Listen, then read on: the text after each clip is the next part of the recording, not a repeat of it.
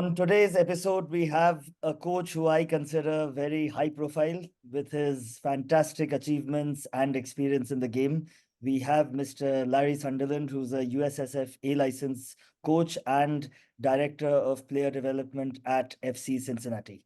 He has coached the US under 16 and under 17 national teams and also worked with some high profile clubs like Portland Timbers and Chicago Fire. He also has a MSc in sports directorship. That's quite a lot of achievements, Larry. Good to have you on the show. How are you? And why don't you tell us about your journey? Well, thanks for having me, Ryan. I'm excited to be here and excited to speak with you about all things player development and a little bit about what I do here at FC Cincinnati.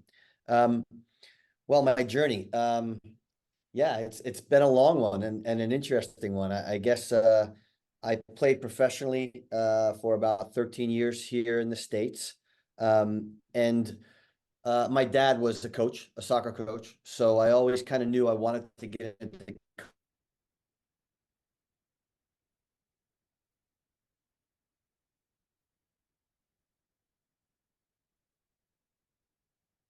coaching. It was always, and I was fortunate enough to have a few different options, whether I wanted to go into I was with coaching education at US Soccer at the time, whether I wanted to go and coach at the college ranks or stay in professional development.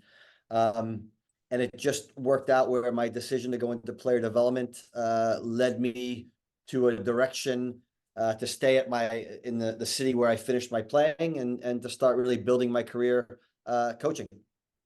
And what a career you have had. Why don't you tell us about your role as a director of player development? Well, I've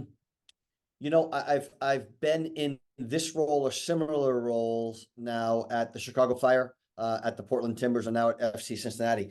It's a little bit different here at FC Cincinnati because when I came in, there was no program whatsoever. It was our first year in MLS, so I was starting from scratch basically. And I made the decision at that time not to actually coach a team, but to build the player development department out. So I run it now after establishing what our curriculum, our content was going to be, how we were going to play as a club. I developed a methodology that connects that.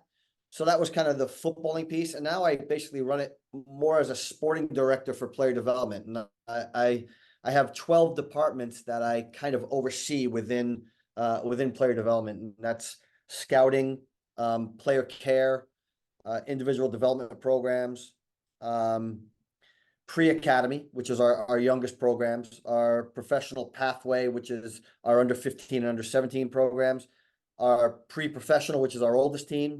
Then we have our analytics department, our goalkeeping department, medical department, sports performance, equipment department, and then admin. So those are the 12 departments that we kind of oversee and run it almost like a sporting director would. Well, talking about player development, which is a word we're going to use quite frequently today, you have been instrumental in developing more than 100 players who've had a transfer value of over 30 million USD combined. So now that shows that what you do works, obviously. So why don't you tell us in as much detail, what does your player development methodology look like? Well, I try to keep it very simple, right? I think there are some really big components to developing a successful player development system or player development program. Whether I was at Chicago, whether I was in Portland or here now at FC Cincinnati, I think you need to first work backwards from where you want to be and kind of reverse engineer it. So ultimately, I think the modern game, you must have an adaptable player, a flexible player. There could be coaching changes, so the way your team plays, your style of play can change. So ultimately, I think what you're trying to develop is an intelligent, autonomous player, right? That can solve problems for themselves, that have a really good background in understanding the game and the relationships within the game, so that they can really fit into most any model. And then ultimately, it's up to the head coach to kind of pick this entree of players that are developed, to pick the ones that they think will best fit their system. So I've always looked at it from the standpoint of, okay, let's look at what we want our style of play to be. Let's develop the content around that, and then make sure that your methodology works in such a way that you're developing this intelligent player. And that really means developing activities and coaching mannerisms Yeah. that allow for players to make decisions based on what they're seeing in the game, rather than us as coaches giving them all the solutions. Because if we're giving them the solutions, then they're really not autonomous, are they? And they're not linking the neuroscience and the learning together so that you have really a long-term learning pathway. Well, a lot of grassroots clubs, they aim to be pioneers in player development. So is there any advice you could give maybe club owners or coaches so that, they can accelerate that process? Yeah, I think patience is critical, right? Because player development is a process for sure. But I think one of the most important things that I've learned in my time is that regardless of what you think your game model looks like, regardless of how you want to play, it has to be linked scientifically to a learning process, right? It can't just be this is how we want our players to play, and then you go out and tell them. That does not work. There needs to be a real intentional plan laid out how you're going to do that. And there are a lot of different methods out there, whether you might like Spanish methodology, you might like French methodology. You need to find what works for you. There's some cultural things that you need to bear in mind as you're building a methodology, but it's critical that your methodology links to your content and how you're going to teach it to really have an effect on the players. Basically, customize it to the environment.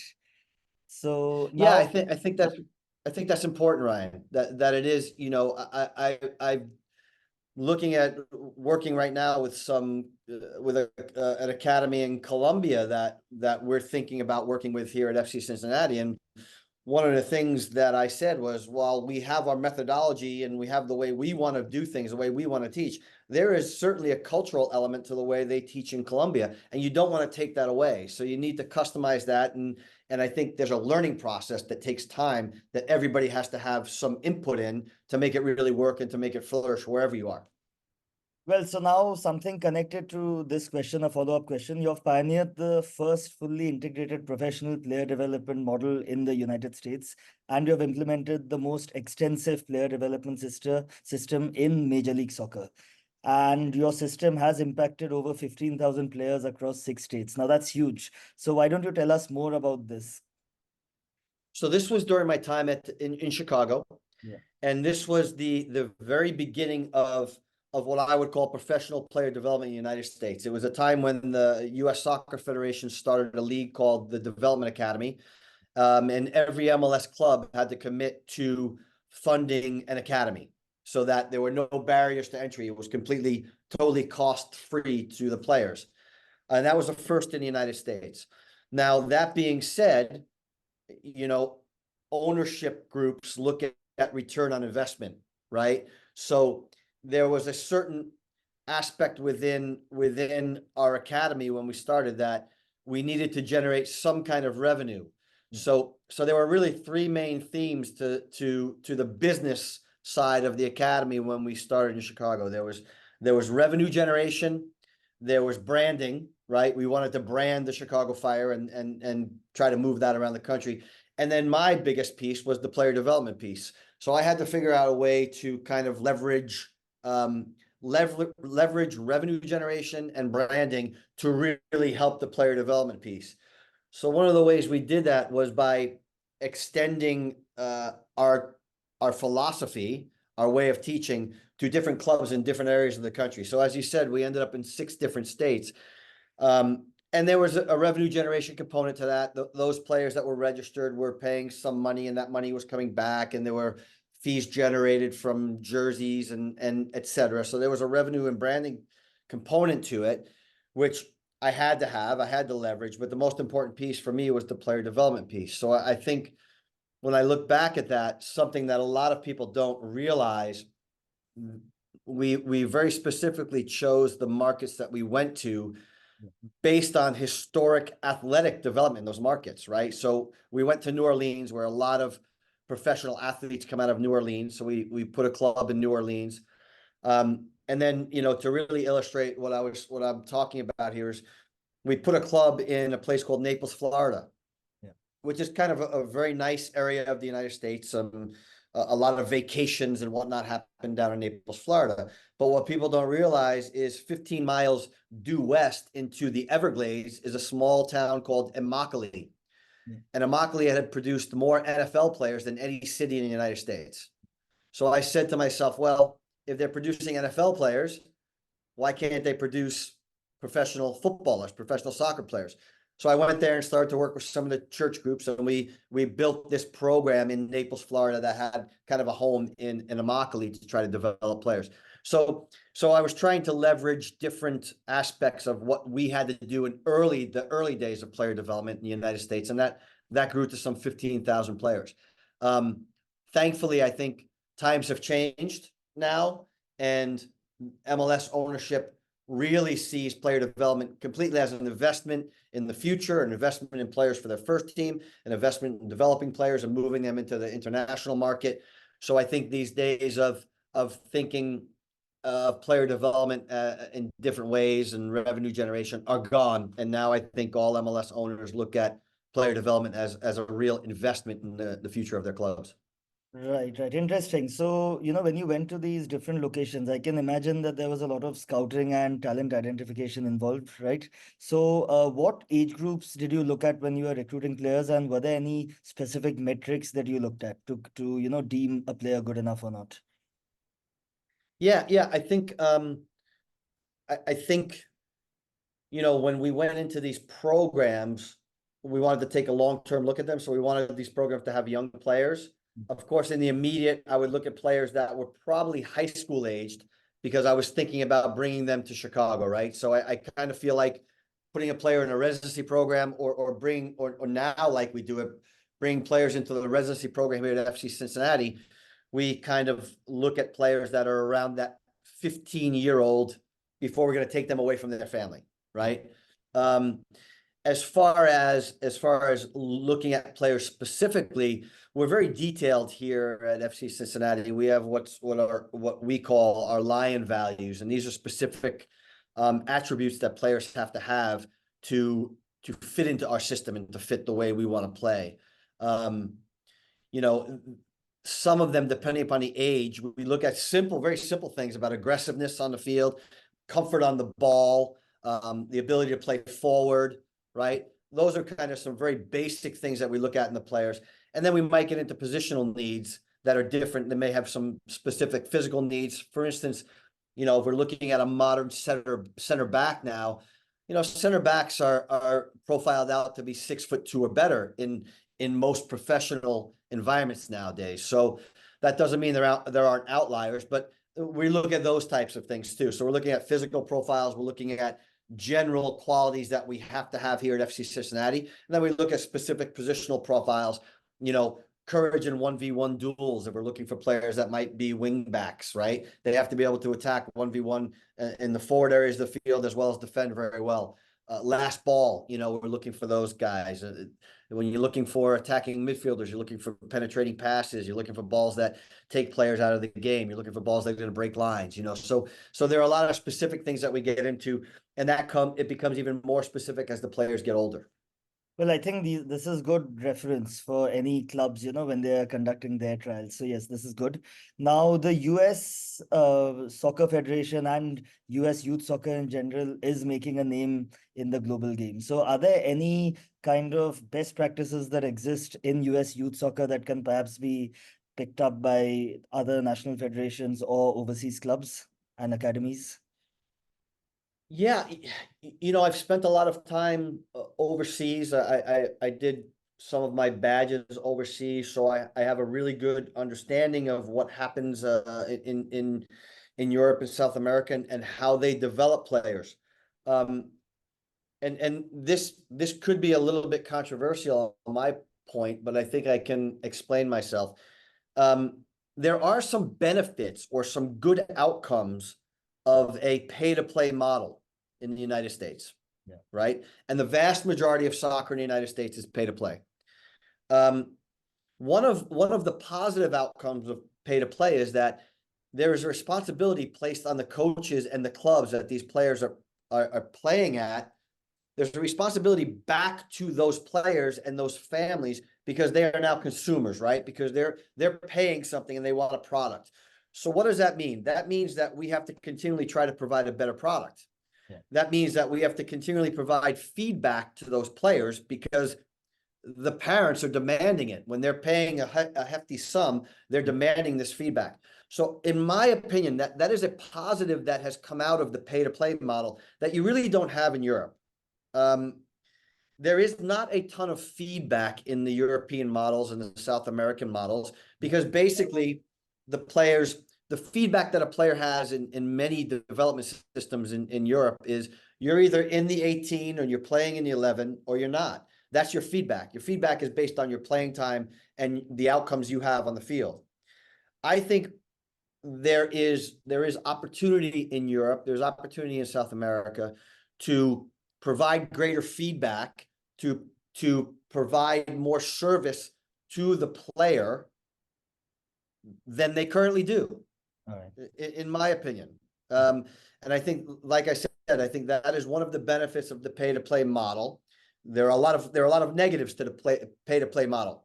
Trust me, but I think that is one of the positives that can be transferred. It certainly has been transferred into the MLS player development models as regarding feedback.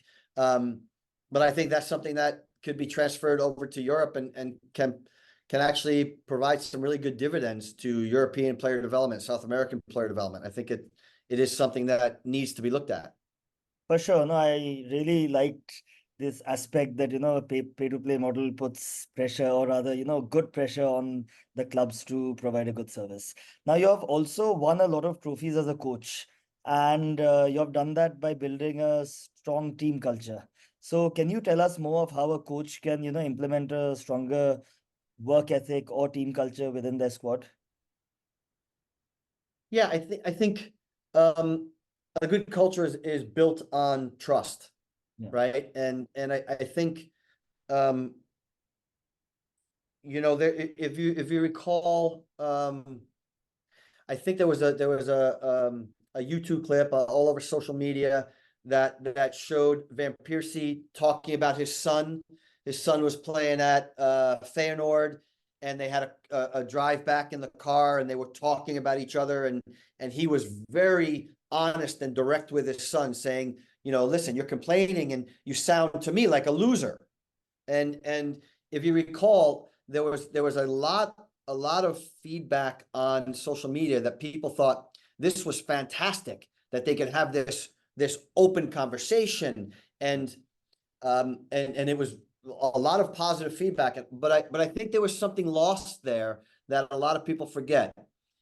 This honest feedback, this hard conversation that he could have with his son was built on trust and care that they developed as a father and son over many, many years, right? So now if you have this trust, you can have these hard conversations, you can be more demanding, you can have back and forth, right? But without that trust, it's very hard to build that culture. So I think it's very important that players understand that you care about them, because when a player understands that you care about them, it opens up a lot of doors that you can build this relationship with a player that's developed over time. I think the other thing that we have to realize that there are some very basic needs that players have to have in a culture.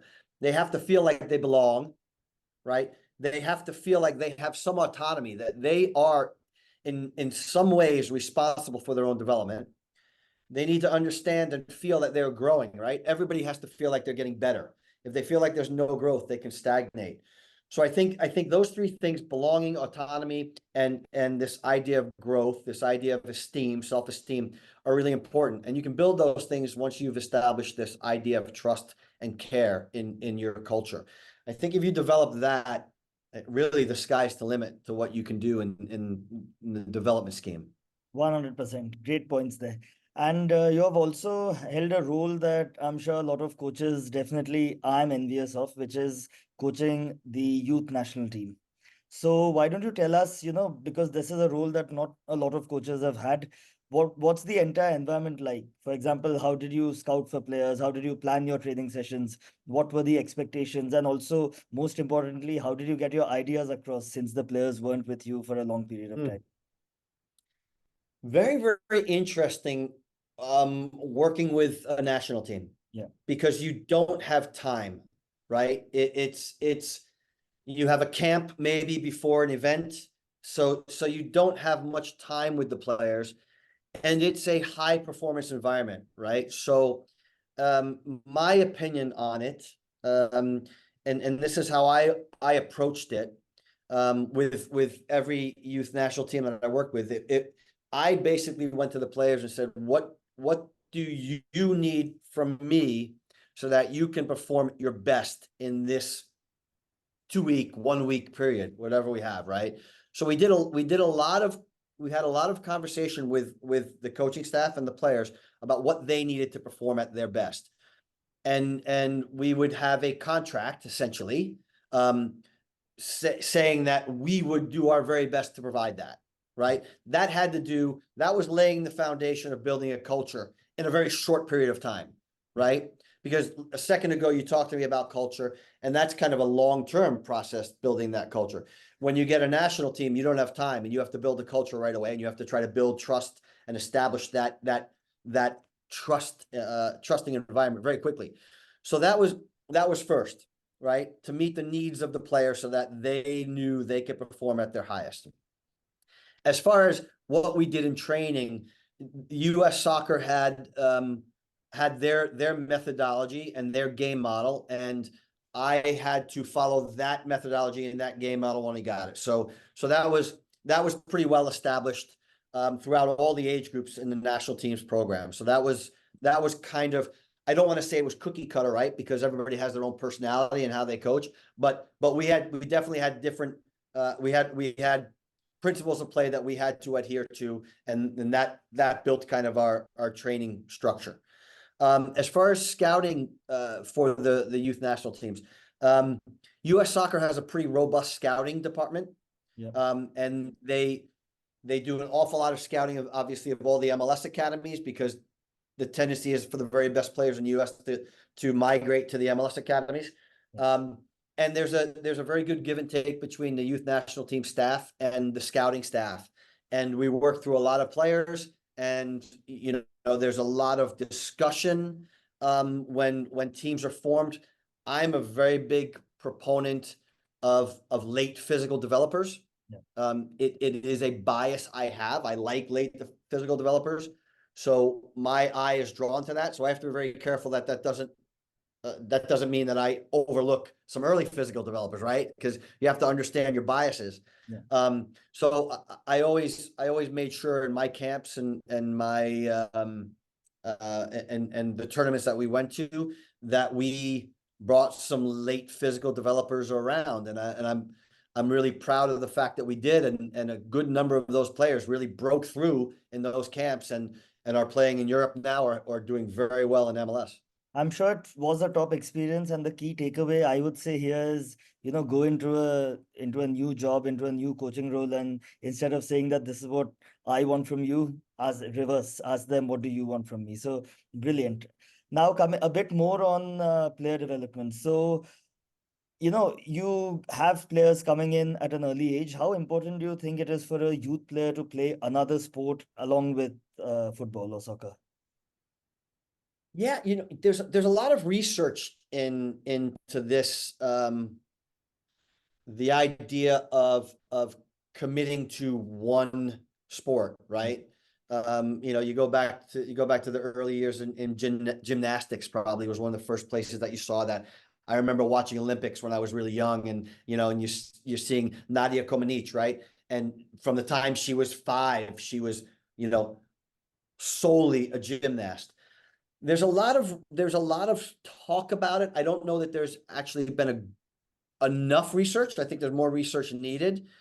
And one of the reasons I say this is because I can commit to being a soccer player and playing soccer full time, but then I'm going to do other things, Yeah. right? That maybe are not structured training or structured play that, you know, I'm going to play basketball, or I'm going to go out and I'm going to run, or I'm going to ice skate. You know, you're going to do all these things. So it's really hard. It's hard to draw the line and say you have to devote everything to soccer.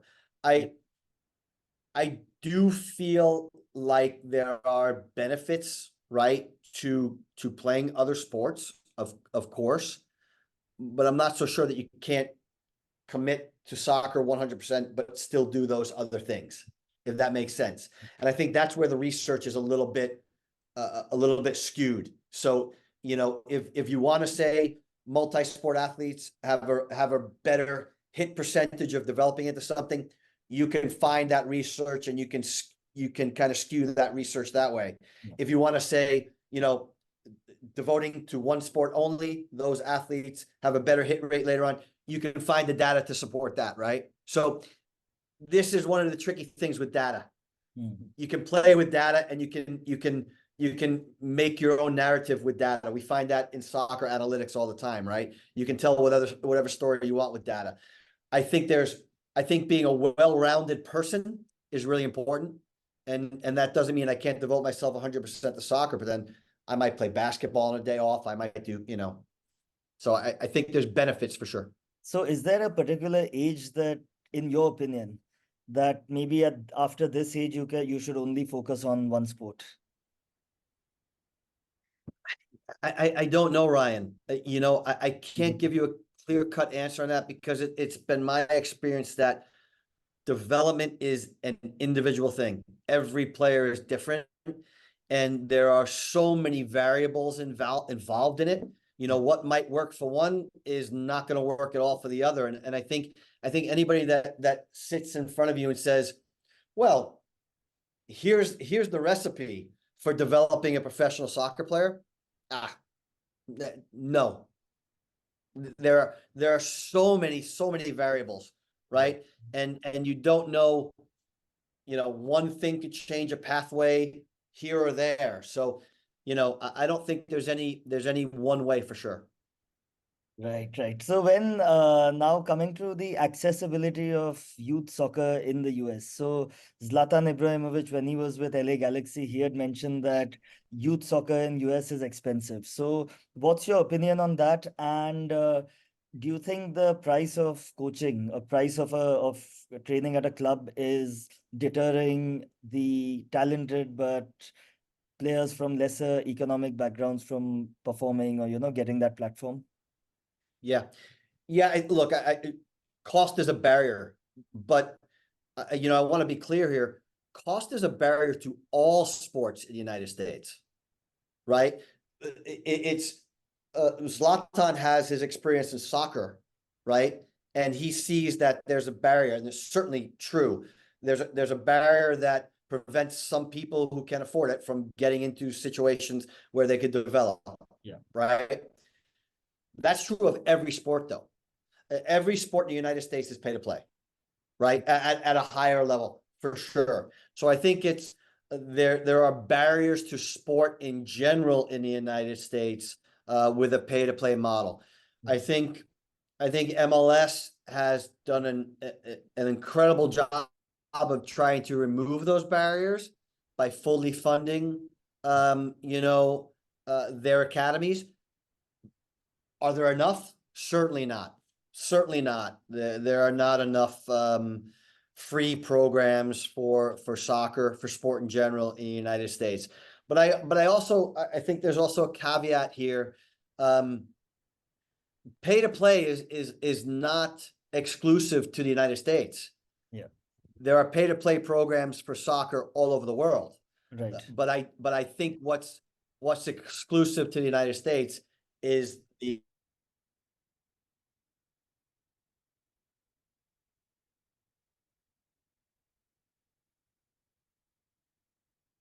the exorbitant cost of pay to. Right.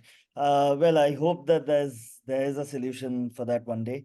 Now, coming to this was brilliant. Now, there are just a few fun questions just before we wind up.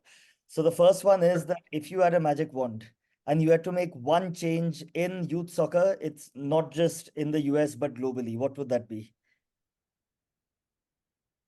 I think it's, I think, an understanding of the role of the parent in this whole process is really, really important. And I think that the key word that I would leave you with here is the parent's role is to support their child. Yeah. Right. And the fact of the matter is when everything's going great, the child needs very little support. Yeah. Right. It's when things are not going great. And in development, it's not linear. There are going to be ups and downs. There are going to be good times and bad times. And I think it's really, really important for parents to understand that their job is to support their child in whatever athletic endeavors they have, is to support their child when things are difficult. Yeah. And to allow them to go through the difficult times and to support them and help to get them through the difficult times. I think that is a really, really key aspect to successful player development, is to have that parent who is supportive, because there's so much influence from the parents on the player's pathway. Fantastic. Absolutely. And now, right behind you on your board, there seems to be some very good information, some very good coaching information. So why don't you tell us a bit about what you have got there? Oh, there's a little bit of everything up there. It's just like when I have staff come in the office and we'll talk about different things. So there's some things I had up here about exercises. There's other things up here that I had about the idea of alignment. Okay. I'm really intrigued about alignment. People talk about alignment. People talk about alignment in business, and people talk about alignment in sports clubs, and there's a lot of stuff up here about how we align the first team, the second team, and the academy here at FC Cincinnati, and basically about communication, identification of aspects, and then putting a plan together for all of that. And then I also, how important really is alignment. Right. And I think this is critical. Everybody says it's really important, but I think it's very important in certain critical aspects, but then in other aspects, I don't think it's as important. So there's a lot of stuff up there, actually. Awesome. So now, I'm sure you've been an asset to every organization you've been with, and you have experienced so much, but what does the future look like for you? What are your future plans? Yeah, I am very committed to this. One of my own personal values is that I'm a continual learner. So I'm always trying to take another course or get another license, and I just finished a master's degree over the last 2 years in sporting directorship, which was outstanding. It's been a long time since I've been back in university, and to have to research and write, it was great for me, and it was a good stretch for me. So what's next? I'd like to try to maybe implement that in. I'm also very intrigued by these multi-club ownership groups. Yeah. So I would like to see if some of my ideas on player development could be kind of aligned again through a multi-club ownership group to see how that would work. So, maybe that's something that I kind of explore in the next phase. But I'm also one of these guys that I kind of, like I said, I continually learn, and I just try to have things in place. And if something comes along that's really exciting to me, then I try to get involved. But in the meantime, I really love what I do every day here. Really excited about what I do at FC Cincinnati. It's an incredible organization with incredible ownership group and with incredible people. And I think that makes it fun for me every day to come to work here. Well, I'm sure you're going to do great things the way you've been doing so far. And I think this was a phenomenal podcast. So many things to learn, so many things to pick up. Something that I'm sure this video is going to be watched by a lot of coaches around the world. And yes, thank you for coming and thank you for your time. Well, thanks, Ryan. Thanks for all the great work you're doing. These platforms are great for people to just share ideas and pick up little bits and pieces here. So what you're doing is really, really important. I appreciate it. Thanks. Thank you so much. Thanks for being on the show.